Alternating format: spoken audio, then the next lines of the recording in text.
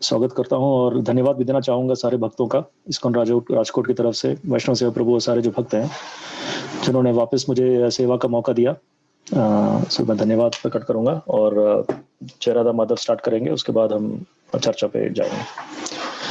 जय राधा माधव जय कुंज बिहारी, जय राधा माधव जय कुंज बिहारी, जय गोपीजन वल्लभा जय गिरिवरधारी, जय गोपीजन वल्लभा जय गिरिवरधारी, जय यशोदानंदन जय ब्रजजन रंजन, जय यशोदानंदन जय ब्रजजन रंजन, जय यमुना तीरवनचारी जय कुंज बिहारी, जय यमुना तीरवनचारी जय कुंज बिहारी। हरे कृष्ण कृष्ण कृष्ण हरे हरे, हरे राम राम राम हरे हरे, हरे कृष्ण कृष्ण कृष्ण हरे हरे, हरे राम राम राम हरे हरे, जय राधा माधव जय कुंज बिहारी, जय राधा माधव जय कुंज बिहारी। जय श्री श्री राधा नील माधव जी की जय, श्री श्री सीताराम लक्ष्मण हनुमान जी की जय, जय गौर निताई जी की जय, श्री जगन्नाथ बलदेव सुभद्रा महारानी की जय, श्री प्रहलाद नरसिंह देव भगवान की जय, श्रील प्रभुपाद की जय, श्री गुरुदेव की निताई गौर प्रेमानंदे।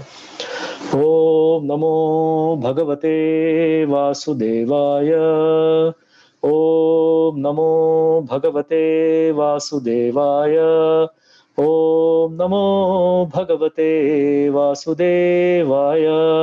ओम अज्ञानतिमिरन्धस्य ज्ञानाञ्जनशलाकया चक्षुरुन्मीलितं येन तस्मै श्रीगुरवे नमः। श्रीचैतन्यमनोभीष्टं स्थापितं येन भूतले स्वयं रूपकदा मह्यं ददाति स्वपदान्तिकम्। वन्देऽहं श्रीगुरोः श्रीयुतपदकमलं श्रीगुरुं वैष्णवांश्च श्रीरूपं साग्रजातं सहगण रघुनाथान्वितं तं सजीवं साद्वैतं सावधूतं परिजनसहितं कृष्ण चैतन्यदेवं श्रीराधा कृष्णपादान् सहगण ललिता श्रीविशाखान्वितंश्च। हे कृष्णा करुणा सिन्धो दीनबन्धो जगत्पते गोपेश गोपिका कान्ता राधा कान्ता नमोस्तुते। तप्त कांचन गौरांगे राधे वृंदावनेश्वरी वृषभानुसुते देवी प्रणमामि हरिप्रिये। नमो महावदन्याय कृष्ण प्रेम प्रदायते कृष्णाय कृष्ण चैतन्य नाम्ने गौरतिषे नमः।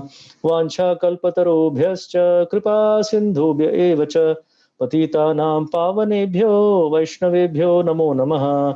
जय श्री कृष्ण चैतन्य प्रभु नित्यानंद श्री अद्वैत गदाधार श्रीवासादि गौर भक्त वृंदा। हरे कृष्णा कृष्ण कृष्ण हरे हरे, हरे राम राम राम हरे हरे। सो हरे कृष्णा सब डिवोटीज का एक बार फिर से स्वागत करते हैं। तो आज की चर्चा का विषय है महाजनों ये न कथा सपंता। तो हमने पिछले 2 सत्रों में देखा था, काफी टाइम के पहले देखा था, तो थोड़ा जल्दी से हम उसका सारांश में देखेंगे क्या चर्चा की थी पिछले 2 सत्रों में। उसके बाद आज के इस चर्चा के विषय में जाएंगे।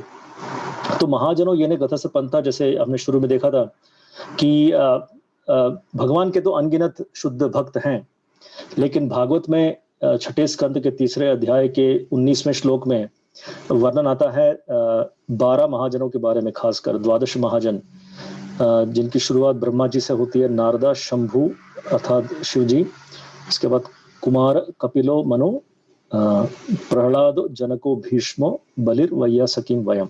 तो ये 12 महाजनों का वर्णन आता है। और इस चर्चा में देख रहे हैं एक एक महाजन के बारे में, कैसे उनके जीवन के उनके चरित्र से हमें बहुत कुछ सीखने को मिलता है। हमारे भक्ति मार्ग के लिए बहुत ही लाभदायक है शुद्ध भक्तों के बारे में सुनना। भगवान के विषय में सुनना और भक्तों के विषय में सुनना ये अभिन्न है, क्योंकि भगवान और उनके भक्त जो हैं कभी भी अलग नहीं हो सकते। जहां भगवान है वहां उनके भक्त हैं, और जहां भगवान के भक्त हैं वहां भगवान है। तो ये कृष्ण कथा का मतलब है कि भगवान की लीलाओं का वर्णन और साथ साथ भगवान के शुद्ध भक्तों की लीलाओं का वर्णन, ये दोनों ही कृष्ण कथा कहलाती हैं। तो हम जो चर्चा कर रहे हैं महाभागवत भक्तों के बारे में, ये भी कृष्ण कथा ही है।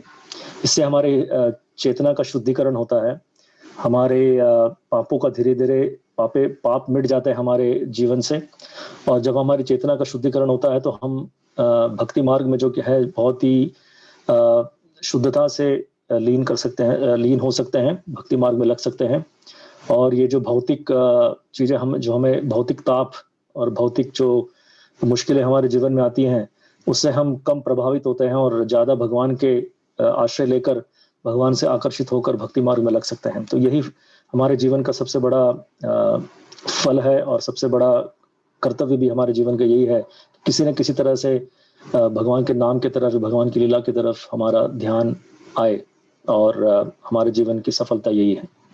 तो आज के चर्चा का विषय, तो हमने पिछले दो चर्चाओं में देखा, ब्रह्मा जी से शुरुआत की थी हमने, क्योंकि ये महाजनों की गणना में सबसे पहले उनका नाम आता है स्वयंभू, नारद, शंभु। स्वयंभू अर्थात ब्रह्मा जी। और दूसरे सत्र में हमने नारद जी के बारे में सुना था। भले ही हमने एक एक सत्र में किया, लेकिन इनकी लीलाएं अनगिनत हैं। जैसे भगवान अनलिमिटेड हैं, अनगिनत हैं, भगवान की लीलाएं अनगिनत हैं, उसी तरह भगवान के शुद्ध भक्तों की लीलाएं भी अनगिनत है। लेकिन किसी न किसी तरह हम एक चर्चा में जितना हमसे हो सकता है हम चर्चा करते हैं, और जितना भी हम सुनेंगे उनके बारे में, उतनी हमारी चेतना का शुद्धिकरण होता है।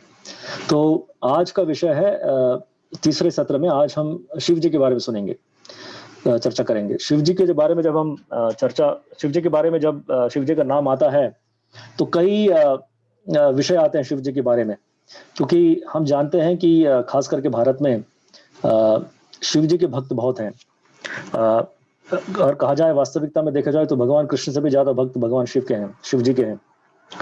और इसका भी एक कारण है, उसके बारे में हम देखेंगे ऐसा क्यों है। तो शिव जी का जब वर्णन भागवत में आता है, उसी से हम शुरुआत करेंगे। तो 12वें स्कंद में एक बहुत सुंदर श्लोक आता है, निम्न गानाम यथा गंगा, देवानाम अच्युतो यथा, वैष्णवानाम यथा शंभु, पुराणानाम इदम तथा। तो इस श्लोक में कहा गया है, जिस तरह से श्रीमद् भागवतम सब पुराणों में सबसे श्रेष्ठ है, उसी तरह से 3 उदाहरण दिए गए हैं। तो निम्न गानाम यथा गंगा, तो जो नदियां हैं उसमें से गंगा श्रेष्ठ है। वैष्णवानाम यथा शंभु, सारे वैष्णवों में भगवान और शंभु जी श्रेष्ठ हैं, अर्थात शिव जी श्रेष्ठ हैं। और देवों में, अर्थात जो भगवान जिन्हें कहा जाए उसमें अच्युत अर्थात कृष्ण भगवान या विष्णु भगवान, वो सबसे श्रेष्ठ हैं। तो ये 3 उदाहरण दिए गए हैं। तो उसमें से शिव जी का नाम आता है वैष्णवानाम यथा शंभु, अर्थात वैष्णवों की गणना में सबसे ऊपर शिव जी का नाम आता है। ऐसा क्यों है, इसके बारे में हम चर्चा करेंगे। क्योंकि साधारण तौर पे अगर देखेंगे, जो खासकर शिव जी के जो भक्त हैं, वो कभी ये नहीं मानेंगे कि शिव जी भी वैष्णव हैं। वो तो समझते हैं कि शिव जी भी भगवान कृष्ण और विष्णु सबके समान ही हैं। ऐसी गणना है हमारे भारत है कि लोगों को ठीक ठाक से ज्ञान पता नहीं है कि शास्त्रों में क्या कहा गया है। तो श्रीमद् भागवतम जो सबसे अमल पुराण है, जो शुद्ध पुराणों में से सबसे श्रेष्ठ है, उसमें बहुत ही सही तरीके से बताया गया है कि शिव जी का स्थान क्या है और भगवान विष्णु या कृष्ण का स्थान क्या है। तो इसके बारे में हम देखेंगे। तो शिव जी के बारे में जब शिव जी की गुणों के या लीलाओं के बारे में कहने के पहले ये जानना बहुत जरूरी है कि शिव तत्व क्या होती है, ये शिव तत्व क्या है। जब शिव जी के बारे में सुनते हैं तो जैसे हम जानते हैं कि ब्रह्मा जी जो हैं वो एक जीव हैं, हमारी तरफ जीव तत्व के गणना में आते हैं। और ब्रह्मा जी का जो पोजीशन है, जो उनका जो लेवल है, जो पोजीशन है, वो एक जीव को बहुत 100 जन्मों तक बहुत कठिन तप करके या फिर बहुत ही पुण्य कर्म करके ही वो पद प्राप्त होता है, ब्रह्मा जी का पद। तो जो ब्रह्मा जी का जो वो है, ब्रह्मा जी है जो पद है, वो कोई भी जीव बन सकता है, लेकिन बहुत ही शुद्ध जीव होना चाहिए, बहुत ही कठोर तपस या पुण्य कर्म करने के बाद, 100 जन्मों तक करने के बाद फिर उस जीव को ब्रह्मा जी का पद मिलता है। तो ब्रह्मा जी का पद है वो एक साधारण जीव का पद है। और भगवान के बारे में हम जानते हैं कि वो विष्णु तत्व के गणना में आते हैं, अर्थात कृष्ण भगवान और उनके सारे जो अवतार हैं, उनके सारे जो अंश हैं, वो सब विष्णु तत्व की श्रेणी में आते हैं। और एक जीव तत्व होता है जो हम हैं, जिसके बारे में हमने कहा कि ब्रह्मा जी सबसे जीव तत्वों में सबसे ऊंचे स्तर पर हैं ब्रह्मा जी, और हम साधारण जीव जो हैं वो अनगिनत हैं और सब जीव तत्वों की गणना में आते हैं। अर्थात हम ना तो हम विष्णु तत्व हैं और ना ही शिव तत्व है। शिव तत्व के बारे में बताऊंगा अभी मैं क्या है। तो हमारी गणना जो है जीव तत्व में आती है। सो जीव तत्वों के बारे में हम जानते हैं कि हम सारे जीव जो हैं वो अनगिनत जीव हैं, जो कुछ जीव नहीं, बहुत सारे जीव तो हैं वो नित्य सिद्ध रूप में हैं, भगवान के साथ उनके धाम में हैं, आध्यात्मिक जगत में। और हमारे जैसे जो नित्य बद्ध जीव हैं, जो अनगिनत जन्मों से इस भौतिक जगत में चक्कर काट रहे हैं, 84 लाख योनियों में हम चक्कर काटते जा रहे हैं, हम सारे बद्ध जीव हैं। और शिव तत्व के बारे में हम देखा जाए तो शिव तत्व जो है ये विष्णु तत्व और जीव तत्व के बीच में आता है। तो ना ही शिव जी विष्णु तत्व के गणना में आते हैं, ना ही वो साधारण जीव तत्वों की गणना में आते हैं। उनका अलग ही लेवल है, शिव तत्व जो बीच में आते हैं। और ऐसा क्यों है, इसका भी शास्त्रों में बहुत सुंदर वर्णन है। श्रील रूप गोस्वामी भक्ति रसामृत सिंधु में बताते हैं कि भगवान के 64 गुण हैं। इसका मतलब ये नहीं है कि भगवान के 64 ही गुण हैं, उनके अनगिनत गुण हैं, लेकिन 64 गुणों को लिया गया है जो खास गुण हैं, जिसके बारे में वर्णन आता है भक्ति रसामृत सिंधु में। तो भगवान कृष्ण, ऐसा कहा गया कि भगवान कृष्ण जो हैं इन 64 गुणों में वो सर्वश्रेष्ठ हैं। अर्थात भगवान कृष्ण में ये 64 गुण जो हैं वो पूरी मात्रा में है, 100% मात्रा में है, 100% उनमें है ये 64 गुणों से संपन्न है वो। और केवल भगवान ही हो सकते हैं जो ये 64 गुणों में सर्व संपन्न हो। और साधारण जीव के बारे में जब कहा जाए तो ऐसा श्रील प्रभुपाद समझाते हैं कि उन 64 गुणों में 50 गुण थोड़ी सी मात्रा में जीव में होती है। हम देखते हैं कि हमारे जगत में जैसे कोई बहुत सुंदर है, या फिर कोई बहुत ही धनी है, या फिर बहुत शक्तिमान है, बहुत बुद्धिमान है। ऐसे जब गुण हैं, कुछ गुणों में हम देखते हैं कि कुछ लोगों के पास ऐसे गुण ज्यादा होते हैं। लेकिन ये जानने लायक बात है कि ये सब गुण जो जीवों में होती हैं वो तात्कालिक होती हैं, लेकिन वो हमेशा नहीं रहती हैं। जैसे हम देखते हैं कि कोई बहुत सुंदर है, तो जब वो युवा अवस्था में रहते हैं तभी सुंदर रहते हैं। हम देखते हैं कि फिल्म स्टार्स को देखिए अब, वो जब युवा अवस्था में थे तो बहुत सुंदर थी या थी। अब देखेंगे जब उनकी उम्र जब 50-60 की हो गई है तो चेहरा भी देखा नहीं जा सकता उनका, ऐसा हो गया। क्योंकि उन्होंने इतना मेकअप करके, इतना करके सब अपने चेहरे को सुंदर बनाने की कोशिश की थी, लेकिन वो थोड़े समय तक रहती है। तो जीव में जो गुण आते हैं, भगवान के अंश के जो गुण हैं, वो छोटी मात्रा में रहते हैं और वो भी थोड़े देर के लिए रहते हैं। ऐसा नहीं है कि हमेशा रहते हैं उनके पास। तो ये है 50 गुण, 50 जो 64 में जब 50 गुण जो हैं वो थोड़ी थोड़ी मात्रा में जीव में रहती हैं।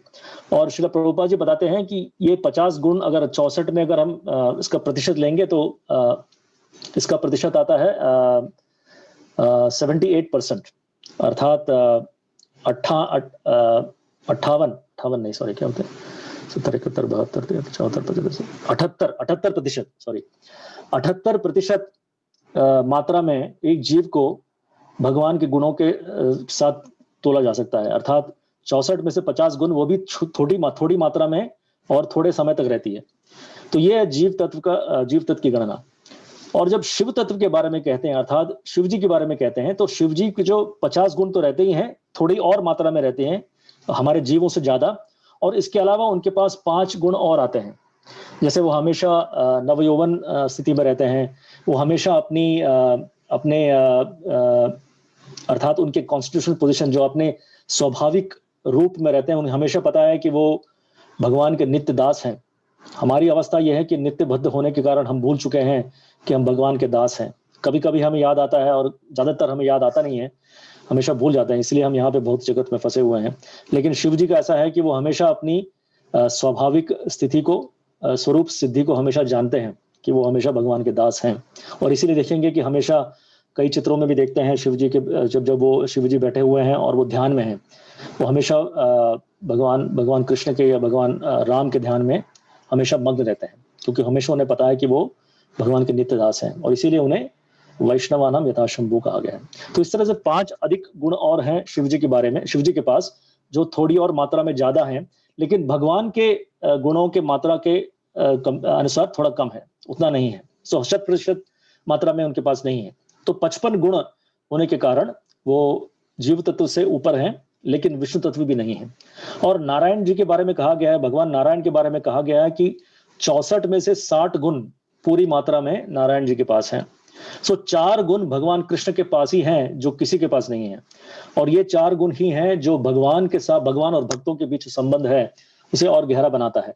क्योंकि हम देखते हैं कि वैकुंठ लोक में नारायण के साथ कोई खेलता कूदता नहीं है, ऐसे मतलब सुंदर लीलाएं कोई नहीं करता है, क्योंकि हमेशा वो ऐश्वर्य का भाव रहता है नारायण जी के साथ, हमेशा सेवा भाव में रहते हैं। लक्ष्मी जी भी हमेशा सेवा में लगी रहती है, उनके उनके पद कमलों की सेवा करती रहती हैं। और जो अन्य भक्त हैं वैकुंठ में, वो भी हमेशा सेवा भाव में रहते हैं, दास्य भाव में रहते हैं। लेकिन वृंदावन में देखेंगे कृष्ण भगवान के साथ ऐसा कोई नहीं है। सब वो अपने आप को दोस्त समझते हैं, कभी उनके कमर के ऊपर कूद जाते हैं, कभी खेलते हैं, कूदते हैं, और कई अलग अलग लीलाओं का आनंद लेते हैं। तो ये 4 गुण जो हैं वो उनके माधुर्य गुण को प्रवृत्त करता है। और ये 4 गुण क्या है? रूप माधुरी, वेणु माधुरी, लीला माधुरी और प्रेम माधुरी। ये 4 गुण जो हैं ये केवल भगवान कृष्ण के पास ही हैं, और इसीलिए वो सर्वगुण संपन्न और पुरुषोत्तम कहलाते हैं, जो 100% मात्रा में 64 गुण उनके पास हैं। तो ये हुआ विष्णु तत्व, जीव तत्व और शिव तत्व के बारे में क्या इसमें क्या फर्क है। तो शिव जी हम जानते हैं कि साधारण जीव नहीं है। ऐसा नहीं है कि कोई घोर तप करके या पुण्य काम करके शिव जी बन सकता है, ऐसा नहीं है। ब्रह्मा जी जैसा नहीं है। इसीलिए शिव जी का जो स्थान है ब्रह्मा जी के भी ऊपर है वास्तविकता में देखा जाए। भले ही इस ब्रह्मांड में जब शिव जी आते हैं तो ब्रह्मा जी के पुत्र बन के आते हैं, लेकिन इसका मतलब ये नहीं है कि वो ब्रह्मा जी से नीचे हैं। उनका स्तर हमेशा ब्रह्मा जी से ऊपर ही रहता है। और ब्रह्मा जी स्वयं ही ये बोलते हैं अपने ब्रह्म संहिता में भी एक बहुत सुंदर श्लोक आता है, उसमें क्षीरम यथा दधि विकार विशेष योगात संजायते नहीं तथा पृथगस्ति हेतो यह शंभुताम अपि तथा समुपैति कार्यात गोविंदमादि पुरुषम तमहम भजामि। तो इस श्लोक में बहुत सुंदर तरह से बताते हैं कि भगवान विष्णु या कृष्ण और शिव जी के बारे में, शिव जी के बीच में क्या फर्क है। तो शिव तत्व के बारे में हमने देखा, और हमने ये भी देखा कि वो विष्णु तत्व नहीं है। लेकिन अगर हम और भी गहराई में देखेंगे तो इस श्लोक में बहुत सुंदर उदाहरण दिया गया है, ब्रह्मा जी ने बहुत सुंदर उदाहरण दिया है कि दूध और दही के बारे में, दूध और दही का उन्होंने उदाहरण दिया है कि हम सब जानते हैं कि दूध में जब थोड़ा सा नमक छिड़केंगे या फिर थोड़ा एसिड डालेंगे, नमक नहीं सॉरी क्या कहते हैं उसको, नींबू छिड़केंगे या एसिड डालेंगे तो दूध जो है वो दही बन जाता है। वास्तविकता में देखा जाए तो दूध और दही एक तरह से देखा जाए तो एक ही पदार्थ है, एक ही चीज से बनी है। दूध से ही दही बना है। तो उस दृष्टि में देखा जाए तो दोनों में कोई भिन्नता नहीं है। लेकिन ये भी सच है कि दोनों अलग अलग हैं। दूध और दही का इस्तेमाल अलग अलग चीजों के लिए किया जाता है। जो चीज दूध डाला जाए तो उसमें दही नहीं डाला जाता है, और जिसमें दही डाला जाता है उसमें दूध नहीं डाला जा सकता। भले ही दोनों का स्रोत एक ही है, लेकिन दोनों अलग भी हैं। तो शिव जी और भगवान कृष्ण या विष्णु के बीच में भी यही फर्क है। जब भगवान विष्णु, हम जानते हैं कि कृष्ण जो है गुण अवतार लेते हैं इस भौतिक जगत की सृष्टि, पालन और संहार के लिए। तो सृष्टि के लिए वो ब्रह्मा जी के रूप में आते हैं, और सृष्टि का पालन करने के लिए वो विष्णु के अवतार लेते हैं, और सृष्टि का संहार करने के लिए वो शिव जी का रूप लेते हैं। जब सृष्टि का संहार करते हैं तो ये सृष्टि, पालन और संहार जो है ये गुणों पर आधारित है। सृष्टि करने के लिए मनुष्य को या किसी को भी हम किसी चीज का सृष्टि करते हैं तो हमें बहुत रजोगुण एकदम ज्यादा होता है हमें, तो सृष्टि के लिए रजोगुण की आवश्यकता होती है। और सृष्टि का जब पालन करने के लिए है उसके लिए सत्व गुण की आवश्यकता है। इसलिए भगवान विष्णु जो है वो सत्व गुण के वो आधार हैं। और उसी तरह जब सृष्टि का संहार होना चाहिए उस समय तमोगुण की आवश्यकता है, और इसीलिए शिव जी जो है वो तमोगुण के अधीन है, तमोगुण के क्या कहते हैं उसके अधीक्षक हैं। तो तमोगुण के अधीक्षक होने के कारण ऐसा कहा गया है, श्रील प्रभुपाद जी समझाते हैं कि भगवान विष्णु जो है वो कभी भी ये गुणों से परे हैं। हमेशा जानते हैं कि वो सत्वगुण, भले ही सत्वगुण से वो पालन करते हैं लेकिन वो सत्वगुण के भी परे हैं। तो उन्हें ये गुण कभी भी गुणों से उन्हें कभी उन्हें फर्क नहीं पड़ता है। लेकिन शिव जी और ब्रह्मा जी का थोड़ा फर्क है, क्योंकि शिव जी जो है तमोगुण के साथ थोड़ा उनका संग रहता है, थोड़ा सा संग रहता है, इसीलिए वो विष्णु जैसे नहीं है। विष्णु इस गुणों के परे हैं, लेकिन शिव जी जो है जो तमोगुण के थोड़े से उनका जो थोड़ा सा कांटेक्ट रहता है तमोगुण से, इसीलिए उनका पोजीशन जो है थोड़ा विष्णु से अलग है। तो ये फर्क हमें सीखने को मिलता है ब्रह्मा जी के द्वारा, कि जब दूध और दही का एग्जाम्पल दिया है उससे पता चलता है कि दोनों एक तरह से अभिन्न है, लेकिन दोनों में भिन्नता भी है। और ये खासकर भिन्नता तभी आती है जब शिव जी जो है जब भौतिक जगत के पालन, भौतिक जगत को चलाने के लिए और संहार करने के लिए जब वो तमोगुण का आधार लेते हैं तो उस समय थोड़ा सा फर्क पड़ जाता है, क्योंकि वो गुणों के संपर्क में आते हैं। लेकिन विष्णु या कृष्ण जो कभी भी गुणों के संपर्क में नहीं आते हैं। तो ये फर्क है। तो ये है शिव तत्व का, ये हमें बहुत ही जानना जरूरी है। और जैसे मैंने कहा कि वैष्णवानाम यथा शंभु, तो शिव जी के बारे में हम जब सोचते हैं तो शिव जी के जो गुण हैं, उनका जो चरित्र है बहुत ही अमल है, बहुत ही शुद्ध चरित्र वाले हैं। लेकिन जब देखेंगे शिव जी को तो ऐसा कभी महसूस नहीं होता है हमें, क्योंकि उनका जो है बाह्य रूप जो है हमेशा वो भस्म रहता है उनके शरीर में, ये सांप लटका हुआ होता है गले में, और ये हड्डियों का जो है ढेर लगा रहता है उनके ऊपर, या फिर हड्डियों की माला पहनी होती है। ऐसे अलग अलग बाहर से देखा जाए तो बहुत अशुभ या अशुभ चीजों से उनका संपर्क रहता है, ऐसा लगता है। लेकिन वास्तविकता में देखा जाए तो शिव जी का जो गुण है और उनका चरित्र है एकदम अमल चरित्र वाले हैं, क्योंकि वो शुद्ध भक्त हैं भगवान के। और जैसे मैंने कहा कि एक गुण उनका है, तो कभी भी हम अपने इस स्वभाव को भूलते नहीं है। भले कुछ भी उनकी पत्नी जो है वो पार्वती माता जो है वो इस भौतिक जगत की पूरी कार्य को संभालती है, वो इतना उनके पास ऐश्वर्य है, लेकिन वो ऐश्वर्य का प्रभाव कभी भी शिव जी को नहीं होता है। वो देखिए कि वो सबका इस जगत में सबका पालन करती है पार्वती माता, लेकिन शिव जी को देखेंगे तो उनके पास रहने के लिए घर भी नहीं है। वो एक पेड़ के नीचे बैठते हैं, या फिर कहीं भी उनको जगह मिल जाए वो वहां बैठ जाते हैं। ऐसा भी कहते हैं कि वो जो शमशान में जाके बैठते हैं, क्यों बैठते हैं वो देखेंगे बाद में। वो उनकी दया का एक चिन्ह है ये, कि वो जो इतने दयालु हैं शिव जी, इसके कारण वो वहां भी बैठते हैं, ये देखेंगे हम बाद में। लेकिन शिव जो नाम है उसी का मतलब है ऑस्पिशियस, अर्थात पुण्य। ऑस्पिशियस का मतलब है शुभ, मंगल। तो शिव जी का नाम ही इतना ऑस्पिशियस है और शुभ, इतना मंगल है। तो वो और उनका चरित्र भी वैसा ही है, एकदम शुद्ध चरित्र वाले हैं। और ऐसा कभी देखने को मिलता है कि बाहर दृश्य देखा जाए, मैंने जैसे कहा कि ऐसा लगता है कि शिव जी तो बड़े गुस्से वाले हैं, या फिर कभी कभी ऐसा कुछ करते हैं जो हमें समझ में नहीं आता है। लेकिन वास्तविकता में अगर हम गहराई में देखेंगे तो उनका चरित्र बहुत ही शुद्ध है।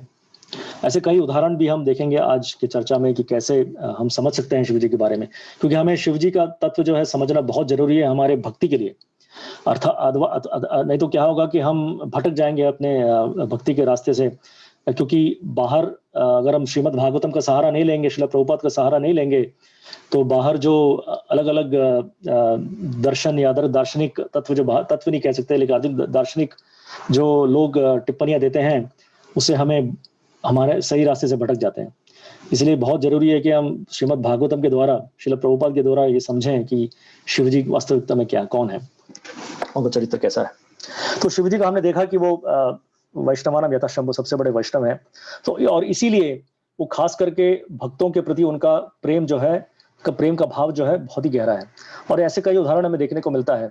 श्रीमद् भागवतम में हम देखते हैं कि जो प्रचेतास हैं, जो 10 प्रचेता हैं, जो प्राचीना परिषद के पुत्र हैं, 10 पुत्र हैं। प्राचीना परिषद जो है वो कर्मकांडी थे। उन्हें कर्मकांडी अलग-अलग ऐसे यज्ञ करने में बहुत शौक था, काफ़ी लगाव था, और वो वास्तविकता में भक्ति मार्ग में नहीं थे। और क्योंकि वो बहुत ज़्यादा कर्मकांडी में लगे हुए थे, इसलिए वो वास्तविक अपने कर्तव्य को भूल चुके थे। तो वो चाहते थे कि अपने जो पुत्र हैं प्रचेतास भी आगे चलकर कर्मकांडी यज्ञ करें। तो इसीलिए उन्होंने चाहा कि वो पहले जाके अपने ब्रह्मचारी जीवन को पूरा संपूर्ण करें और तप करें जंगल में जाके, और वापस आने के बाद वो कर्मकांडी यज्ञ में लगे। लेकिन जो प्रचेतास जो थे, वो अपनी यात्रा में गए और एक बहुत ही सुंदर जगह में पहुंचे, और वहां पे उनकी भेंट शिवजी से हुई। क्योंकि शिवजी जो है वो त्रिकाल ज्ञानी है, उन्हें सब पता है। जैसे भगवान भी त्रिकाल ज्ञानी है, उसी तरह शिव जी भी हैं। काफी कुछ उनको भी पता होता है कि क्या मतलब भविष्य में क्या होने वाला है, भूतकाल में क्या हुआ है, अभी क्या चल रहा है। क्योंकि जैसे मैंने कहा वो साधारण जीव जैसे नहीं है, वो बहुत स्पेशल है। तो शिव जी को पता चल गया कि प्रचेतास जो आने वाले हैं, और शिव जी के मन में बहुत ही प्रसन्नता हुई, क्योंकि वो हमेशा जो है, जैसे मैंने कहा, वो वैष्णव हैं, इसलिए वो हमेशा वैष्णवों का संग लेने में बहुत ही उनको उत्सुकता होती थी। हमेशा वैष्णवों का संग लेना चाहते थे वो, क्योंकि वैष्णवों के संग में वो भगवान की गुणों और लीला जीवन है। और इससे हमें यही सीखने को मिलता है कि कैसे हमें भक्तों का संग लेना चाहिए। भक्तों का संग लेके ऐसा नहीं है कि हम ये लौकिक बातों में अपना समय व्यस्त करें कि आज का मौसम कैसा है, आज पॉलिटिक्स में ये हुआ वो हुआ। भक्तों का संग जब करते हैं तो केवल भक्ति के बारे में ही चर्चा करनी चाहिए। श्रील प्रभुपाद जी तो कहते थे, हमारे गुरु महाराज जब सबसे पहले जब उनकी मुलाकात श्रील प्रभुपाद जी से हुई, तो महाराज जी बता रहे थे एक लेक्चर में कि तरह से हम जब लोगों से मिलते हैं, पूछते हैं कि आज का मौसम कैसा है।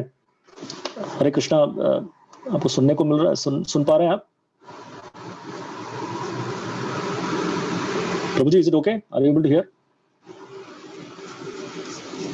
ओके।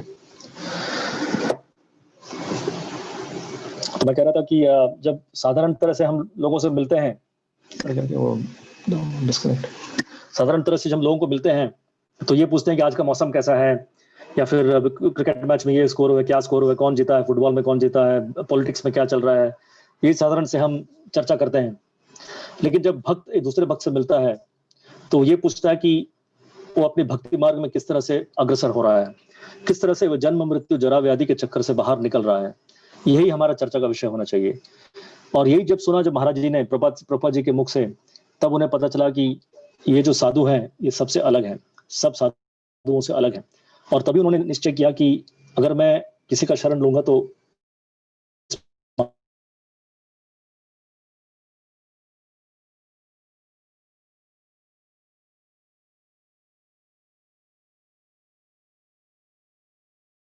जब एक दूसरे मिलते हैं तो केवल भगवान की लीलाओं का ही गुणगान करते हैं और कुछ नहीं। तो जब शिव जी की मुलाकात इन प्रचेतास से हुई, तो बहुत ही दिनों तक कृष्ण कथा का वर्णन किया। बहुत दिनों तक कृष्ण कथा चली, और ये बहुत सुंदर वर्णन आता है भागवत में, चौथे स्कंद में, और इसका नाम है रुद्र गीत। तो उन्होंने बहुत सुंदर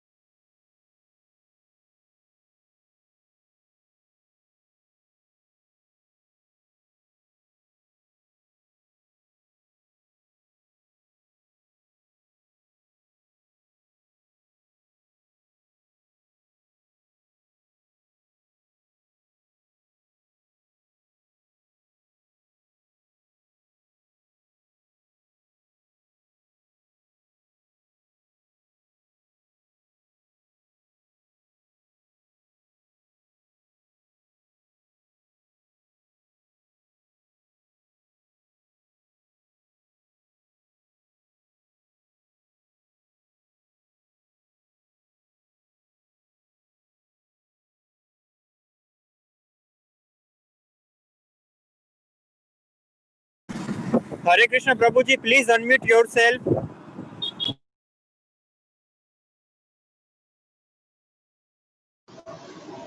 Sorry, Prabhu.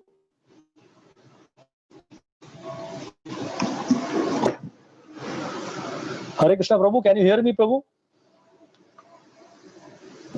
Yes, Prabhu, now we can hear you. Now please continue the class. So इसके पहले आपने सुन नहीं पाया क्या? Yes, अभी just थोड़े सेकंड पहले अनम्यूट हो गया था. अच्छा, ओके. ऑटोमेटिक आप. Okay, sorry. अच्छा, तो मैं कह रहा था कि शिव जी के जो भक्त साधारण तरह से जाके उन पर केवल भौतिक चीजों की प्रार्थना करते हैं और वो अपना पीछा छुड़ाने के लिए वो जल्दी से दे देते हैं. इसका मतलब ये नहीं कि वो वास्तविकता में ऐसे लोगों से प्रसन्न है. उन्हें कोई प्रसन्नता नहीं होती है, लेकिन फिर भी वो क्योंकि बहुत दयालु हैं, थोड़ी बहुत उन्होंने प्रार्थना की, इसलिए उनके प्रार्थना को वो स्वीकार करके जो भी उन्हें चाहिए वो दे देते हैं. लेकिन वास्तविकता में जब भगवान शिव जी को क्या सबसे ज्यादा प्रसन्नता होती है, जब एक भक्त शिव जी के पास जाकर उनसे ये मांगता है कि मुझे कृष्ण भक्ति चाहिए. क्योंकि शिव जी जो है परम वैष्णव हैं, तो हमें परम वैष्णवों का जो है वो ब्लेसिंग्स चाहिए हमें हमेशा. उनके जो है उनके ब्लेसिंग्स के बिना हम भक्ति में आगे नहीं बढ़ सकते हैं, है ना. इसलिए गुरु का बहुत महत्व है भक्ति मार्ग में. बिना गुरु के द्वारा हम भक्ति मार्ग में आगे नहीं बढ़ सकते हैं. और ये भगवान कृष्ण ने भी दिखाया है हमारे अपनी लीलाओं में कि जब वो आते हैं वो भी खुद गुरु को स्वीकार करते हैं. तो शिव जी भी गुरु जैसे ही हमारे, उनका नाम है चराचर गुरु. चराचर गुरु मतलब हमेशा वो पूरे जगत के गुरु हैं वो, क्योंकि वो जगत, जैसे मैंने कहा, पूरे जगत में वो और पार्वती माता पूरे जगत का पालन पोषण और संहार करते हैं, इसलिए वो चराचर गुरु के नाम से भी जाने जाते हैं. और जब वास्तविकता में कोई जाके कृष्ण भक्ति मांगे शिव जी से, तो वो बहुत प्रसन्न होते हैं. अगर ना भी मांगे तो भी किसी न किसी तरह वो कृष्ण भक्ति देने के लिए हमेशा भगवान किसी न किसी भक्तों के साथ उनका संग जोड़ने के लिए वो हमेशा तत्पर रहते हैं. ऐसा एक बहुत सुंदर लीला हुई. एक बार एक ब्राह्मण थे जो एक बार शिव जी के पास शिव जी को उन्होंने प्रसन्न किया अपने स्तुतियों से या तप से. तो शिव जी बड़े प्रसन्न हो गए और उनके पास आके पूछा. तो उन्होंने पूछा शिव जी से कि शिव जी बताइए शिव जी कि मुझे इस दुनिया में जो सबसे बड़ी चीज क्या है, सबसे महत्वपूर्ण चीज क्या है, वो मुझे चाहिए. तो शिव जी बड़े मुस्कुरा कर बोले कि एक काम करो, तुम वृंदावन जाओ, वहां पे एक बहुत शुद्ध भक्त हैं भगवान कृष्ण के, उनका नाम है सनातन गोस्वामी. आप उनसे जाके मिलिए और उनसे इस विषय के बारे में पूछिए, तो वो आपको बताएंगे और उनको जो भी सबसे महत्वपूर्ण चीजें हैं वो आपको देंगे. तो ऐसा कहकर ब्राह्मण बहुत खुश हुए, क्योंकि ब्राह्मण के हृदय में यह था कि मुझे बहुत पैसे वाला बनना है, क्योंकि वो गरीब थे ब्राह्मण. तो वो चाहते थे कि बहुत धनी बने, बहुत ऐश्वर्य मिले उनको. तो इस दृष्टि से वो गए थे शिव जी के पास. तो शिव जी ने उन्होंने सनातन, जो उनके हृदय में भक्ति के लिए कोई भावना नहीं थी, लेकिन भगवान शिव जी ने देखिए कि क्योंकि उसने ये पूछा कि सबसे श्रेष्ठ इस चीज में क्या, इस जगत में क्या है, वो मुझे चाहिए. और ये शिव जी को भले बात जानते हैं कि सबसे श्रेष्ठ जो है कृष्ण भक्ति है. तो इसलिए उन्होंने सनातन गोस्वामी के पास जाने के लिए कहा. तो जैसे वृंदावन में आए सनातन गोस्वामी के पास, तो सनातन गोस्वामी तो एक भजन कुटीर में, छोटे से भजन कुटीर में वो एक भिखारी के रूप में रहते थे. उनके पास तो कुछ ऐश्वर्य कुछ था नहीं, तो वो बैठ के अपना जपमाला या अपनी भक्ति में लगे रहते थे. तो ये जब ब्राह्मण ने उन्हें जाके बात की तो पूछा कि सबसे मूल्यवान चीज क्या है, वो मुझे चाहिए. तो सनातन गोस्वामी ने कहा मूल्यवान चीज चाहिए आपको? तो उसने पूछा कि हाँ, मुझे क्योंकि बहुत धनी बनना है, मुझे ऐश्वर्य चाहिए, भौतिक जगत में मुझे भौतिक ऐश्वर्य चाहिए, क्योंकि मैं बहुत गरीब हूँ, ये चाहिए वो चाहिए, तो प्लीज मुझे आप हेल्प कीजिए. तो सनातन गोस्वामी ने कहा कि ऐसा है तो एक काम कीजिए, यहाँ पे एक चिंतामणि है, वो आप ले लीजिए, उससे आपको कितना भी सोना चाहिए वो मिल सकता है. क्योंकि चिंतामणि में यह है कि जो जिस चीज को भी चिंतामणि के साथ आप घिसेंगे तो वो सोना बन जाएगा. तो ऐसा कह के तो बहुत खुश हो गया ब्राह्मण. तो पूछा कहाँ पे है चिंतामणि? तो सनातन गोस्वामी ने कहा कि यहाँ पे एक कचड़े का ढेर है, उसके अंदर आपको मिल जाएगा. तो बहुत ही आश्चर्यचकित होगी कि कचड़े के ढेर में कैसे डाला है, लेकिन वो उतना ज्यादा सोचा नहीं, उसको केवल वो किसी तरह चिंतामणि चाहिए थी. तो वो कचड़े के ढेर में गया और वास्तविक रूप में उसको मिल गया चिंतामणि, और बहुत खुश हो गया और वो घर गया. घर जाने के बाद जैसे सनातन गोस्वामी ने बताया था उनको कि बहुत सोना मिलेगा, तो काफी सोना मिला उनको और काफी समृद्धि हुई उनकी, बहुत पैसे हुए और वो उनकी पत्नी बहुत संतोष रहने लगे. लेकिन बहुत दिनों के बाद उन्हें ये ज्ञात हुआ कि अगर चिंतामणि सनातन गोस्वामी के पास थी और उन्होंने ये कचड़े के ढेर में डाला है, तो जरूर उससे कोई बड़ी चीज उनके पास होगी, वरना वो क्यों कचरे के ढेर में डालेंगे और आराम से बैठ के अपनी प्रसन्नता से वो बैठे हुए हैं वहां पे। तो जरूर कुछ और चीज होगी जो चिंतामणि से भी बड़ी। तो ये थोड़ी सी बुद्धि थी उन्हें, ब्राह्मण में। तो गए वो वापस, वो वृंदावन में गए उनसे मिलने के लिए और साष्टांग प्रणाम किया सनातन गोस्वामी जी को और कहा कि पूछा कि प्लीज मुझे बताइए कि इससे बड़ी चीज क्या है। अगर आप यहाँ बैठे हैं और आपने वो चिंतामणि कचरे के ढेर में डाला है, तो जरूर आपके पास इससे भी बड़ी कोई चीज होगी, मुझे वो चाहिए। क्योंकि अभी भी उसकी दृष्टि भौतिक दृष्टि की तरह से दिख रहा था कि मुझे और ऐश्वर्य चाहिए, भक्ति के बारे में उसे कुछ पता नहीं था। तो सनातन गोस्वामी ने पूछा कि आपको वास्तविकता में चाहिए? हाँ, ऐसी चीज तो है मेरे पास। आपको वास्तविकता में अगर चाहिए तो सबसे पहले आपको इस चिंतामणि का त्याग करना पड़ेगा। तो बड़ा दुख हुआ पहले सुन के कि चिंतामणि को त्याग करना पड़ेगा, अगर मेरे हाथ से चला गया तो मुझे और सोना नहीं मिलेगा। लेकिन मुझे उन्हें इतना विश्वास था कि कुछ इससे बड़ी चीज मिलने वाली है। तो सबसे पहले उन्होंने कहा कि सनातन गोस्वामी ने कहा कि सबसे पहले चिंतामणि को आप नदी में फेंक के आइए। तो बहुत ही दर्द के साथ उसने चिंतामणि को यमुना नदी में फेंक कर आया, लेकिन उसे उम्मीद थी कि उससे कुछ और बड़ी चीज मिलेगी।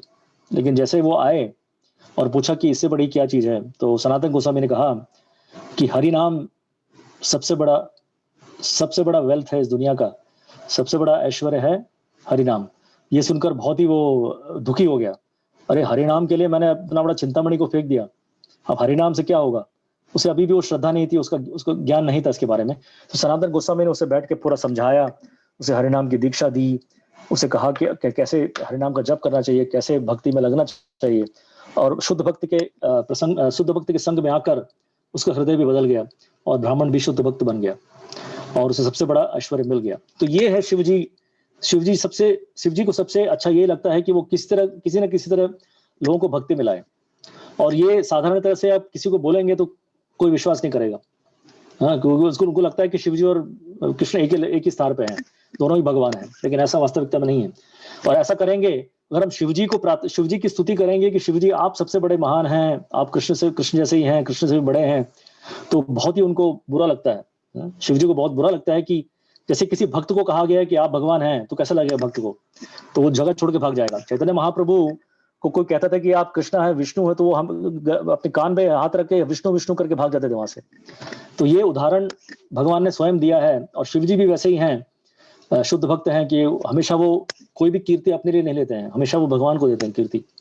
तो जब शिव जी के पास जाके हम कृष्ण भक्ति की याचना करेंगे तो बड़े ही प्रसन्न होंगे और वास्तविक रूप में वो हमें कृष्ण भक्ति प्रदान करेंगे। क्योंकि हमेशा भगवान भी कहते हैं कि भक्तों के द्वारा ही हम भक्ति मार्ग में आ सकते हैं। तो हम अगर भक्तों की सेवा करेंगे, उनके आदेशों का पालन करेंगे, तो भगवान बड़े प्रसन्न होते हैं और शिव जी भी बड़े प्रसन्न होते हैं और हमेशा हमारी भक्ति में आगे बढ़ने के लिए हमें प्रोत्साहन देते रहते हैं। यही शिव जी का सबसे बड़ा योगदान है और यही शिव जी को सबसे बड़ा अच्छा भी लगता है कि उन्हें ये सब चीजों में कोई दिलचस्पी नहीं है कि कोई भौतिक चीजों के लिए आता है उनके पास, या फिर भक्ति को छोड़ के बाकी सब चीज के लिए आता है उनके पास।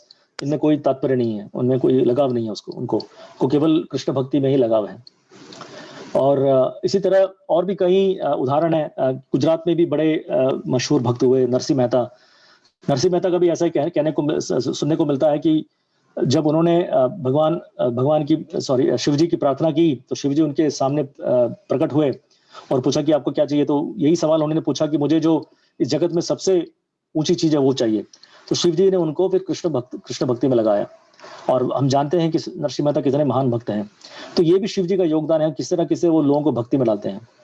जैसे हमने देखा कि प्रचितास को किया और इस ब्राह्मणा को किया सनातन गोस्वामी, ऐसे कई उदाहरण आते हैं। और कई दूसरे तरह के उदाहरण भी आते हैं जो भक्त नहीं है, जो अपने इंद्र तृप्ति के लिए, जैसे रावण ने भी शिव जी को तृप्त किया।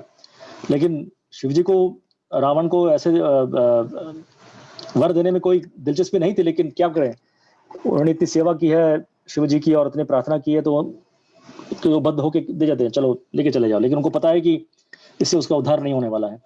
असुर हुए तो वृकासुर, और वृकासुर इतना बुरा असुर है कि वो वरदान मिलने के बाद वही वरदान वो शिव जी के ऊपर प्रयोग करना चाहता था। और फिर किसी न किसी कृष्ण भगवान ने आके उन्हें बचाया। और ब्रह्मा जी के साथ भी ऐसा होता है कि जब हिरण्यकश्यप को उसने ऐसे वरदान दिए थे और बाद में हिरण्यकश्यप ने कितना उत्पात मचाया था, जब नरसिंहदेव को आना पड़ा और बाद में कृष्ण भगवान ने ब्रह्मा जी को कहा था कि ऐसे कृपा करके आप ऐसे वरदान मत दीजिए और देने के पहले थोड़ा।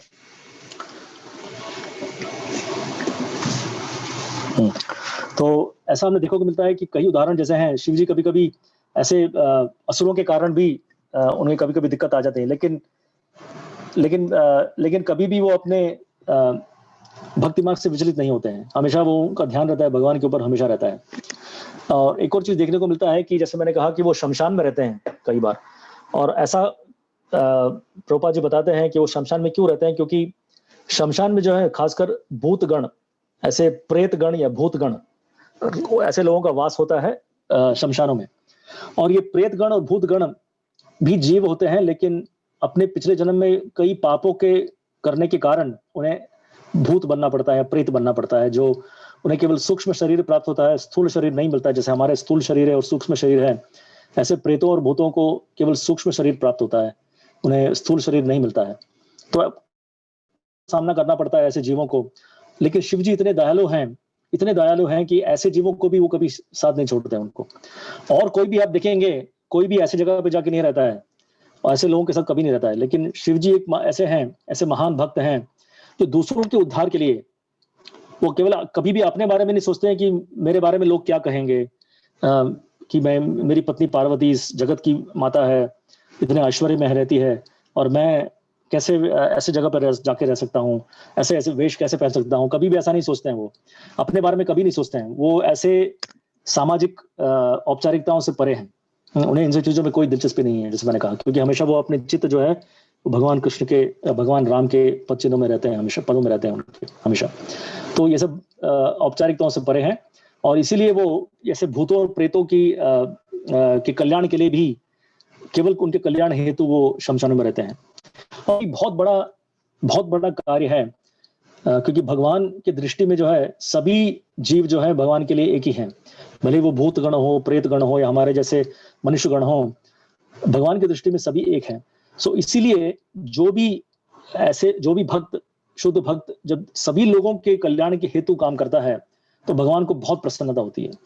और इसलिए देखेंगे ब्रह्मा जी ने बहुत सुंदर बात कही है बृहद भागवतामृत में, कि मैंने हिरण्यकश्यप को ऐसा वरदान दिया तो भगवान को पसंद नहीं आया, और उन्होंने मुझे दिखा काफी, मतलब उन्होंने बताया, उन्होंने पूछा था मुझे कि ऐसा कभी नहीं करना दोबारा।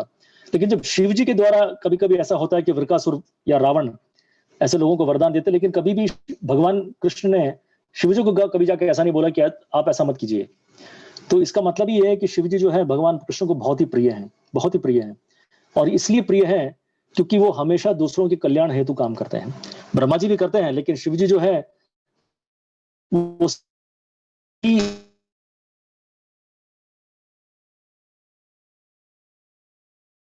स्तरों को पार करके, मतलब बिना सोच समझ रहा है कि किस तरह से इस जीव को उद्धार करें, किस तरह से जीव को भक्ति में लाया जाए, और इसी रहते हैं। और इसी भगवान कृष्ण जो है शिव को बहुत ही प्यारे हैं, उनको बहुत प्रिय है भगवान शिव जी। तो बहुत ही विकट परिस्थिति आती हैं, जैसे कि कुछ उदाहरण भागवत में शास्त्रों में कहा गया है। सबसे पहले हम देखते हैं कि शंकराचार्य जब आए थे मायावाद का प्रचार करने के लिए, तो इसके पहले जो है वो पार्वती, तो पद्म पुराण में इसका वर्णन आता है कि शिवजी और पार्वती माता के बीच में संवाद होता है। तो एक बार पार्वती माता शिवजी से पूछती हैं कि आप इतने उदास क्यों हैं आज। तो शिवजी बहुत सोचने के बाद कहते हैं कि मैंने कई बार ऐसे कठिन सेवाओं को किया है, जैसे कि हम देखते हैं कि जब गंगा माता का पतन हुआ था इस जगत में, तो किस तरह से शिव जी ने उनके विवेक को रोकने के लिए जटाओं में गंगा माता को रोक लिया था, जिससे कि उनका प्रवाह जो है थोड़ा धीरे आ जाए, वरना उनके प्रवाह से जो है पूरा धरती बह जाती थी और पाताल में चली जाती थी। लेकिन शिव जी के कारण उन्होंने अपने गंगा जी के प्रवाह को थोड़ा रोक के रखा, और जटाओं के द्वारा उन्होंने अलग अलग शाखाओं में उसको विस्तृत किया, जिसकी वजह से आज भारतवर्ष में हम देख सकते हैं कि गंगा माता बहुत ही सरलता से बहती है, उसका प्रभाव उतना ज्यादा नहीं है। तो ये शिव जी का ही योगदान है उसमें भी। और हम समुद्र मंथन लीला में भी देखते हैं कि किस तरह से जब हलाहल विष आया था समुद्र मंथन के द्वारा, तो सब दानव और दैत्य और जो देवगण हैं, इतने उत्पात मच गया उनके बीच में कि हलाहल के कारण, हलाहल विष जो है इतना जहरीला विष है कि इसके मात्र श्वास करने से ही आदमी मर सकता है, इतना जहरीला विष है। तो कोई भी उसे सहन नहीं कर सका था। देव और दैत्य सारे जो लोग थे वहां पे, सब ऑलमोस्ट मरने वाले थे। तो उस समय सब विष्णु के पास गए कि विष्णु जी ने कहा कि ये बचाने के लिए केवल शिव जी कर सकते हैं, कि भगवान विष्णु कर सकते थे, भगवान विष्णु तो कुछ भी कर सकते हैं, वो तो एक चुटकी में वो पूरा विष को मिटा सकते थे, लेकिन वो इसका श्रेय शिव जी को देना चाहते थे, क्योंकि हमेशा वो देखते हैं कि शिव जी जो है, शिव जी एक हैं जो कठिन से कठिन परिस्थितियों में हमें अपनी सेवा को नहीं भूलते हैं। ऐसा नहीं कि ओ मैं ये नहीं कर सकता, हम हमेशा करते हैं, हमें हमारी भक्ति में जब उनको सेवा आती है तो हम कहते हैं नहीं एक्चुअली मेरे पास टाइम नहीं है, ये नहीं है, कई हम एक्सक्यूज देते हैं। लेकिन शिव जी ऐसा कभी नहीं करते हैं। ऐसा भागवत में कभी नहीं आता है कि कोई सेवा का मौका मिले और शिव जी उससे हट जाए पीछे। हमेशा वो आगे आते हैं, और कठिन से कठिन परिस्थिति क्यों ना हो, सेवा क्यों ना हो, हमेशा आगे करते हैं। जैसे हमने देखा कि शंकराचार्य के रूप में आए वो, जब उन्होंने पार्वती माता को बताया कि भगवान ने मुझे बहुत ही एक कठिन सेवा दी है कि मुझे, हालांकि मैं भक्त हूं, लेकिन भक्ति के मतलब भक्ति के अगेंस्ट मुझे कुछ प्रचार करना है, मायावाद का प्रचार करना है। ये भगवान की योजना है कि मैं धरती लोक में जाऊं, धरती में जाके मायावाद का प्रचार करूं। और वो कहते हैं कि मायावादम असत शास्त्रम, ये असत शास्त्र है, ये वास्तविक शास्त्र नहीं है। और इसका प्रचार करने का भी भगवान की योजना है कि उस समय बौद्ध धर्म का बहुत विचलन था, तो उसे हटाने के लिए मायावाद का प्रचार करना उस समय आवश्यक था। और इसीलिए शिव जी को शंकराचार्य के रूप में उन्होंने धरती में भेजा। और ये बहुत ही कठिन सेवा है, क्योंकि सोचिए कि एक भक्त है, शुद्ध भक्त है, उसे पता है कि भगवान श्रेष्ठ हैं, और उसे प्रचार करना है कि भगवान नहीं है। तो सोचिए कितना कठिन काम है। जो वास्तविक में नास्तिक है उसे तो प्रचार करना बहुत ही आसान है, लेकिन जो आस्तिकवाद है, आस्तिक मतलब सबसे बड़ा भक्त है भगवान का शिव जी जो है, शिव जी को कहा गया है, जब किसी भक्त को कहा जाए कि आप जाके मायावाद का प्रचार कीजिए, कहिए कि भगवान नहीं है, भगवान का रूप नहीं है, हम और आप सब भगवान हैं, ऐसी चीजों को प्रचार करने कहा जाए तो कितना मुश्किल है। लेकिन शिव जी ने जो है भगवान की योजना का पूरा उन्होंने पालन किया, आदेश का पालन किया, और भगवान की योजना के अनुसार ही वो केवल निमित्त मात्र बनकर शंकराचार्य के रूप में उन्होंने ऐसा घोर प्रचार किया कि आज तक मायावाद शास्त्र जो है, जो असत शास्त्र है, आज भी प्रचलित है। खास करके केरल के प्रदेश पे जहाँ से मैं हूँ, वहाँ पे मायावाद का प्रचार इतना प्रचंड रूप से हुआ है कि आज भी भक्ति मार्ग में लोगों को लाना बहुत ही मुश्किल है वहाँ पे।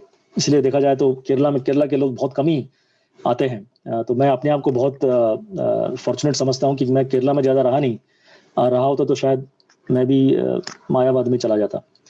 एनीवे, ये भगवान की कृपा है, भक्तों की कृपा है, जिससे हम भक्ति मार्ग में लगे हुए हैं। तो ऐसा देखा कि हमने मायावाद का उन्होंने प्रचार किया, बहुत ही कठिन काम था। गंगा माता को अपने सर पे धारण किया, और उन्हें पता है कि गंगा माता भगवान के चरणामृत जैसा ही है, तो इसकी वजह से और भी वो शुद्ध। और उन्होंने हलाहल विष जो है, शिव जी ने क्या किया, वो हलाहल विष को अपने हाथ में लेकर पूरा विष पी गया, और इसीलिए उनका जो गला है अभी भी नीले रंग का है, और इसीलिए उनका नाम नीलकंठ भी है। तो ये काम जो है कोई साधारण व्यक्ति नहीं कर सकता है, केवल शिवजी जैसे महान व्यक्ति ही ये सब कर सकते हैं। और जैसे मैंने कहा कि भूतगण और प्रेतगण के उद्धार के लिए भी वो हमेशा तत्पर रहते हैं। तो ऐसे देखा जाए तो कठिन से कठिन परिस्थितियों में भी वो शिवजी जो हैं हमेशा आगे आके वो सेवा करते हैं, और इसीलिए भगवान विष्णु और कृष्ण को शिवजी इतने बड़े प्रिय हैं। और एक बहुत सुंदर श्लोक आता है भागवत में 8वें स्कंद के 7वें अध्याय में। तो बहुत सुंदर श्लोक है जो कहा गया है कि तप्यन्ते लोक तापेन साधवः प्रायशो जनाः परम आराधनम तद्धि पुरुषस्य अखिल आत्मनः। तो श्लोक में कहते हैं कि कहा जाता है कि सामान्य लोगों के कष्टों के कारण महापुरुष जो है, महाभक्त जो है, सदैव स्वेच्छा से कष्ट भोगना स्वीकार करते हैं। ये शिव जी का गुण है, वो स्वेच्छा से कष्ट भोगते हैं। ऐसा नहीं कि उन्हें थोप गया कि आपको ये करना है, नहीं, और सर पकड़ के करते हैं, ऐसा नहीं है हमारे जैसे। वो बड़े ही स्वेच्छा से वो स्वीकार करते हैं कि ये भगवान की सेवा है, भगवान का आदेश है, मैं बहुत ही तत्पर होकर करूंगा। तो इस स्वेच्छा से कष्ट भोगना स्वीकार करते हैं और प्रत्येक व्यक्ति के हृदय में स्थित भगवान के पूजने की यह सर्वोच्च विधि मानी जाती है। सो जब भगवान देखते हैं कि लोक कल्याण हेतु कोई भक्त बहुत तत्परता से लगा हुआ है, तो भगवान जो है उनकी सारी जो उनके सारे जो क्या कहें ब्लेसिंग्स या फिर आशीर्वाद जो हैं वो भक्त पर निछावर कर देते हैं। और इसीलिए भगवान विष्णु और शिव का इतना घोर संबंध है, इतना प्यारा संबंध है दोनों के बीच में कि वो शिव जी के लिए कुछ भी कर सकते हैं, क्योंकि शिव जी भी भगवान के लिए कुछ भी करने को तैयार रहते हैं। ये है भगवान और भक्तों के बीच जो है ये दिव्य competition, transcendental competition. Shrila Prabhupada ji कहते हैं कि कंपटीशन चलता रहता है, भक्त की सेवा करना चाहता है, भक्त भी हमेशा भगवान की सेवा करना चाहता है, तो हमेशा ये कंपटीशन चलता रहता है। और यही भक्ति का सबसे बड़ा सबसे सुंदर बात, सबसे मनोहर बात यही है कि ऐसा संबंध भगवान और भक्त के बीच में रहता है। तो ऐसे महान भक्त हैं शिव जी। और भी कई उदाहरण आते हैं भागवत में, और एक दो उदाहरण के साथ मैं फिर ये चर्चा को समाप्त करूंगा। सबसे पहला भी देखेंगे कि दक्ष यज्ञ के बारे में। तो दक्ष यज्ञ में देखते हैं कि किस तरह से दक्ष के जो पुत्री थी सती माता का शिवजी के साथ विवाह हुआ, और सती माता ने अपना देह त्याग करने के बाद फिर वो पार्वती माता के रूप में आई अगले जन्म में, वापस वो शिवजी की पत्नी बनी। लेकिन पहले जन्म में जब सती के रूप में आई थी तो वो दक्ष की बेटी थी, और दक्ष की और उन्हें शिवजी के साथ विवाह हुआ था। और एक बार यज्ञ में ऐसा हुआ कि जब दक्ष प्रजापति आए थे तो उनका स्वीकार नहीं करने के लिए सभी जो सम्मिलित थे उस सभा में सभी उठ गए थे उनका स्वीकार करने के लिए, सिवाय ब्रह्मा जी और शिव जी के। और ब्रह्मा जी तो उनके पिता हैं तो स्वाभाविक है वो नहीं उठेंगे, लेकिन शिव जी भी नहीं उठे, क्योंकि शिव जी उस समय ध्यान मग्न में थे। क्योंकि हमेशा जैसे मैंने कहा कि वो हमेशा इस सामाजिक औपचारिकताओं से परे रहते हैं, उसे कुछ फर्क नहीं पड़ता है, भले यज्ञ चल रहा हो कुछ चल रहा हो, लेकिन वो हमेशा अपने भक्ति में लीन रहते हैं। और वो अपने आंख बंद करके वो अपने मग्न थे, तो उन्होंने देखा नहीं कि दक्ष आए हुए हैं, तो वो उठे नहीं। लेकिन ये देख के दक्ष को बहुत ही गुस्सा आया, और वैसे ही वो शिव जी के प्रति उनकी ईर्ष्या बहुत ज्यादा थी, क्योंकि वो सब जानते थे कि शिव जी ब्रह्मा जी से भी बड़े हैं, और वो ये नहीं चाहते थे कि मेरे पिता से भी कोई बड़ा हो। कि ऐसी जो है अभिमान की भावना, जब भौतिक ऐश्वर्य बढ़ जाते हैं, जैसे कुंती महारानी कहती है कि एद मान मदह पुमान, जब भौतिक ऐश्वर्य बढ़ जाते हैं तो मद जो है सर को पकड़ लेता है और हम वास्तविकता को भूल जाते हैं। तो दक्ष भी ऐसे थे कि वो भूल चुके थे कि वो शिवजी की वास्तविक स्थिति क्या है, और उन्हें ऐसी निंदा की सारी सभा के सामने शिवजी की, जिनका हम विवरण भी नहीं कर सकते। लेकिन भागवत में आता है 4 स्कंद के 2 या 3 अध्याय में कि किस तरह से उन्होंने इतने घोर शब्द, इतने कठोर शब्दों का प्रयोग किया, इतने कठोर शब्दों से उन्होंने निंदा की शिवजी की, कि सब हैरान हो गए, ये सुनने वाले सब हैरान हो गए, सब महान व्यक्ति वहां बैठे थे, सब हैरान हो गए थे। लेकिन शिवजी के बारे में देखिए कि शिवजी एकदम चुपचाप बैठे थे, उन्हें कुछ भी फर्क नहीं पड़ा इन सब चीजों से। और जब बाद में वो यज्ञ में सब एक दूसरे को गाली देने लगे, मतलब शिवजी की तरफ से जो लोग आए हुए थे, शिवजी के जो अनुयायी थे, जैसे नंदी और अलग जो अनुयायी थे, वो फिर दक्ष और दक्ष के अनुयायियों को गाली देने लगे, फिर उधर गाली गलौज चालू हो गया। आजकल देखते हैं हम, इसका अगर देखना है आपको, वास्तविक रूप देखना है, तो आजकल अपने पार्लियामेंट में देख सकते हैं आप कि कैसे पॉलिटिशियंस आपस में लड़ते हैं। थोड़ा हमको आइडिया मिल सकता है कि कैसा हुआ होगा उस समय। इससे भी बड़ा युद्ध हुआ था, वाक युद्ध। और सो शिवजी को क्या लगा कि अब यहाँ पे रहना ठीक नहीं है, क्योंकि अब कोई फर्क नहीं पड़ता है कि कौन किसको गाली दे रहा है, कि दोनों एक ही जैसे, दोनों का व्यवहार एक ही जैसा हो गया है। तो वो चुपचाप उस सभा से निकल के बाहर आ गए। देखिए उनके गुण देखिए कि ऐसे परिस्थितियों में भी कितने शांत स्वभाव से थे वो, एकदम उन्होंने कुछ उत्तेजना कुछ नहीं उनको, वो चुपचाप वहां से उठ के चले गए। और बाद में हम देखते हैं कि सती माता जो है, सती माता जब इसके बाद जब दोबारा दक्ष यज्ञ की आयोजना करते हैं तो सती माता को नहीं बुलाते हैं। सती माता फिर भी अपने पिता के घर में आती है, और उन्हें वहां बहुत इंसल्ट होता है उनका, साथ साथ शिवजी का भी बहुत इंसल्ट होता है। और ये सुनकर सती माता को इतना बुरा लगता है कि वो अपना देह त्याग कर देती है। और देह त्याग करने के पहले बहुत सुंदर बात कहती है, और वो कहती है कि दोषान परेशान ही गुणेशु साधवो गृह्णन्ति केचित् भवादृशो द्विज गुणाम से फलगुन बहुली करिष्णवो महत्तमास्तेष्व अविदत भवानघम। वो कहते हैं कि आप इतने, अपने पिता से कहती हैं कि आप को केवल दोष ही दोष दिखता है, आपको कोई अच्छे गुण दिखते नहीं है, क्योंकि आप इतने अभिमानी हो चुके हैं कि आपको किसी के अच्छे गुण नहीं दिखते हैं। लेकिन हम, मेरे पति जो हैं शिव जी, वो हमेशा अच्छे गुण ही देखते हैं। भले ही एक व्यक्ति में कितने भी बुरे गुण हो, लेकिन वो कहीं से छोटा सा गुण देखते हैं और उस छोटे गुण को है वो बढ़ा कर बात करते हैं। वो कहते हैं कि इसकी यदि किसी में भी थोड़ा भी गुण होता है तो वे उसे और भी अधिक बढ़ा देते हैं। ये है भगवान, ये शिव जी का गुण ये है। और दक्ष के बारे में कहते हैं कि आप हमेशा गलत ही गलत देखते हैं लोगों में, हमेशा दोष ही देखते हैं। ये इस फर्क है दोनों में। और ऐसा कहकर वो कहती हैं कि इसीलिए आपके द्वारा जो मुझे शरीर मिला है वो मैं त्याग देना चाहती हूँ, इसका कोई महत्व नहीं है इस जीवन में, इसलिए मैं त्याग रही हूँ, ऐसा कहकर वो अपना जीवन त्याग देती है। और उसके बाद पता है कि भगवान शिव जी को बड़ा गुस्सा आता है क्योंकि अपनी पत्नी को खोने के कारण, और वो फिर वीरभद्र को भेजते हैं और वहां पे तहस नहस हो जाता है पूरा। फिर देखते हैं कि बाद में दक्ष को कैसे गोट का सिर मिलता है, जैसे बकरी का सिर मिलता है, और किस तरह बाद में वो अपने गलतियों का एहसास करके वो भगवान की, शिव जी की स्तुति करते हैं। तो इस सब चीजों देखने को मिलता है कि किस तरह से शिव जी जो है अपने स्वयं की निंदा के बारे में जब विषय आता है तो वो बड़ी सहनशीलता के साथ उन्होंने सहन किया। लेकिन किसी भक्त के, ये भक्तों के हमें सीखना चाहिए कि जब किसी और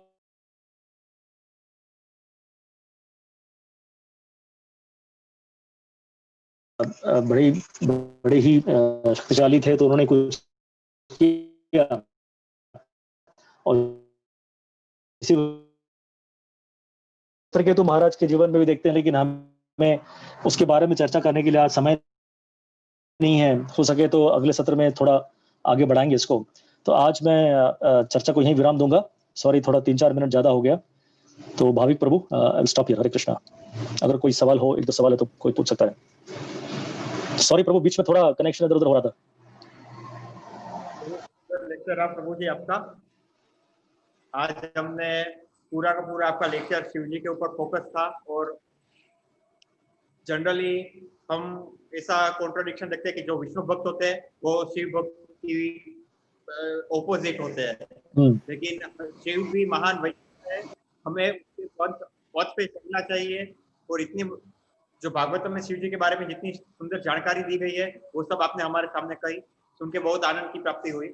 तो मे भी किसी क्वेश्चन तो नहीं है, अगर किसी कोई क्वेश्चन है तो आप अपना हैंड रेज कर सकते हैं, हम अनम्यूट करेंगे। ओके प्रभु जी। तो now for and this meeting. तो मैं इस्कॉन मंदिर राजकोट के प्रमुख श्री वैष्णव सेवा प्रभु जी की तरफ से स्वयं प्रकाश प्रभु जी का कुछ धन्यवाद करना चाहता हूँ, जिन्होंने इतना सुंदर लेक्चर दिया। इस्कॉन मंदिर राजकोट के सभी भक्तों एवं यह लेक्चर सुन रहे सभी श्रोताओं की तरफ से भी मैं स्वयं प्रकाश प्रभु जी का कुछ धन्यवाद करना चाहता हूँ। अब वापिस part 4 the following the footstep of great devotees में स्वयं प्रकाश प्रभु जी से नेक्स्ट सेशन में मुलाकात होगी। तब तक के लिए सबको हरे कृष्ण। हरे कृष्ण प्रभु जी, थैंक यू, धन्यवाद।